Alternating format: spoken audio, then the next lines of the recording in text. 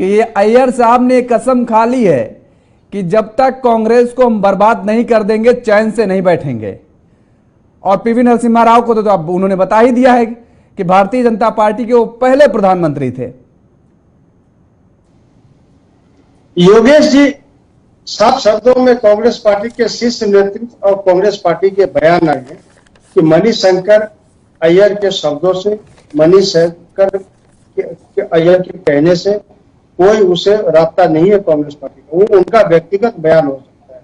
अब न जाने किस तरीके से वो अनगढ़ बातें दे रहे। वो 6 साल से सस्पेंड है, वो सबको पता है। तो उससे दूर दूर तक कोई किंतु परंतु कांग्रेस पार्टी का लेना देना नहीं है।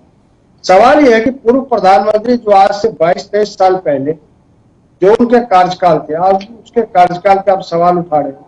ये मानसिकता दर्शाती है कि आप किसके पक्ष में बोल रहे हो। भारतीय जनता पार्टी के पक्ष में बोल रहे हो।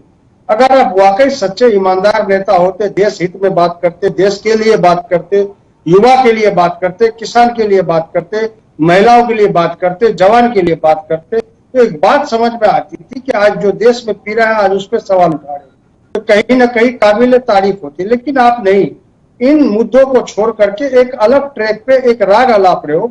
और तभी आप राग क्यों अलाप रहे हो जब कोई चुनाव का समय आता हो।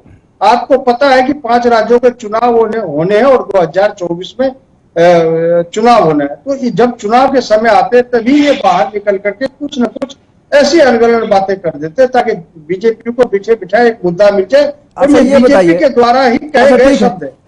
आपको शायद जानकारी है या नहीं मुझे नहीं पता है। मणिशंकर अय्यर का ये जो प्रोग्राम था, इस प्रोग्राम में सोनिया गांधी मौजूद थी। उनकी जो आत्मकथा का विमोचन हुआ, सोनिया गांधी तो कांग्रेस में है ना, वो उनको तो आप मानते हैं, वो इस कार्यक्रम में मौजूद थी। सवाल मौजूदगी की बात करो। अब माइक के सामने कुछ बोल देना और सोच समझ करके नहीं बोलना, तो मैं समझता हूँ कांग्रेस पार्टी पल्ला झाड़ेगी और कांग्रेस पार्टी के कार्यकर्ता भी इन बातों से दूर रहेंगे। क्योंकि देखिए, जुबान मणिशंकर अय्यर के हैं, मस्तिष्क दिमाग उनका है, उनको क्या बोलना है। बहुत वरिष्ठ नेता भी रहे और कई पदों पर आप कह रहे हैं उनका दिमाग है, उनका मस्तिष्क है। मुन्ना खान जी, आप कह रहे हैं कि उनका दिमाग है, उनका मस्तिष्क है, वो क्या बोलते हैं ये उनके वचन है। लेकिन भारतीय जनता पार्टी तो ये कह रही है, अभी हम सुनवा भी रहे थे कि गांधी परिवार के सबसे खास हैं मणिशंकर अय्यर, सबसे खासम खास में से एक हैं, और वो गांधी परिवार के मुकुट के मणि हैं। शब्द जो हैं वो मणिशंकर अय्यर के हैं, लेकिन सोच गांधी परिवार के है, ये संबित पात्रा कह रहे हैं।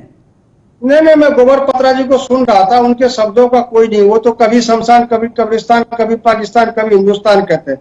उनके बातों को जनता तरजीह नहीं दे रही है, इसलिए देख रहे आप कोई चैनल वाला भी उसे वैल्यू नहीं दे रहा। तो आप भी उसे वैल्यू न दे तो मेरा हाथ जोड़ के रिक्वेस्ट आपसे, कोई जनता उस पर नहीं दे रहा। सम्मानित व्यक्ति आपके डिबेट में बैठे हैं, आलोक वजीर, मैं इज्जत करता हूँ इनका, जानता हूँ बड़े भाई है। जो इनके बातों का जो वेट है, जो इनके बातों को जो तरजीह देश की जनता दे रही है, तो संबित पात्रा के बातों को देश की जनता तरजीह नहीं दे रही है। क्योंकि कई बार अनगढ़ बातें, कई बार झूठ परोसने का काम वो करते हैं, क्योंकि वही भारतीय जनता पार्टी में। लेकिन जो सम्मानित व्यक्ति है उनकी मैं बात कर रहा हूँ। मैं भी कई स्टेट घूमता रहता हूँ और सभी बीजेपी के प्रवक्ता हमारे दोस्त है, ऐसा नहीं है। हमारी विचारधारा अलग हो सकती है, लेकिन व्यक्तिगत जो मेरा मेल मिलाप बातचीत है वो बहुत ही घनिष्ठता के तौर पर। इसलिए मैं कह रहा हूं कि जो उनका बयान है वो व्यक्तिगत तौर पे गलत है। किसी भी पुराने प्रधानमंत्री, स्वर्गीय प्रधानमंत्री जी के कार्यकाल पे आप अगर आप उंगली उठाओगे नहीं, अटल बिहारी वाजपेयी भी जीते, भारतीय जनता पार्टी की तरफ से प्रधानमंत्री बने थे। आज भी दिल में सम्मान है, आज भी नमन करता हूं, आज भी अटल जी के समाधि पे जाता हूं। तो ऐसी बात नहीं है। ठीक है, ये तो मानसिकता दर्शाती है कि योगेश जी मैं आपके खिलाफ क्या बोल दूं। ये तो अपना नजरिया, अपना बोलने का अंदाज, अपना बोलने का तरीका नहीं बदल पा रहे हैं आपके नेता, तो आपके शीर्ष नेतृत्व क्यों उनके कार्यक्रमों में जाता है?